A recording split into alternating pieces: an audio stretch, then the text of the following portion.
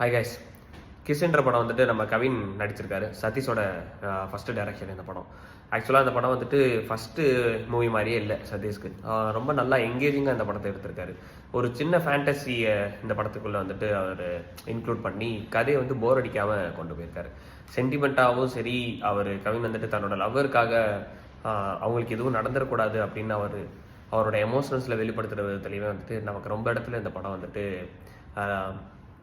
எங்கேஜிங்காக வச்சுருக்கு. நமக்கு அந்த எல்லா எமோஷன்ஸுமே நமக்கு வந்து கொஞ்சம் லிங்க் ஆகுது.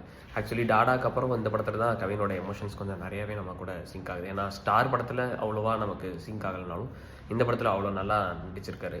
ப்ளஸ் இந்த ஏன்ஷியன்ட் ஸ்டோரி, அதை யூஸ் பண்ண தமிழ் நேம்ஸு, இங்கே இவங்க யூஸ் பண்ண பேர்கள், கிறிஸ்டியானிட்டியை காட்டி 2 பேருமே கிறிஸ்டியானிட்டி, எந்த வித ப்ராப்ளமும் இல்லாத மாதிரியெல்லாம் இந்த படத்தை வந்து ரொம்ப ஸ்மூத்தாக கொண்டு போயிருக்காங்க. ஏன்னா பொதுவாக காதலர்கள்னாலே வெவ்வேறு ஜாதி, வெவ்வேறு மதம் அப்படிலாம் கொண்டு போகாமல் நீயும் இந்த ஜாதி தான், நானும் இந்த ஜாதி தான் அப்படிலாம் கொண்டு போயிட்டு நீட்டாக அந்த படத்தை வந்துட்டு கொண்டு போயிருக்காரு.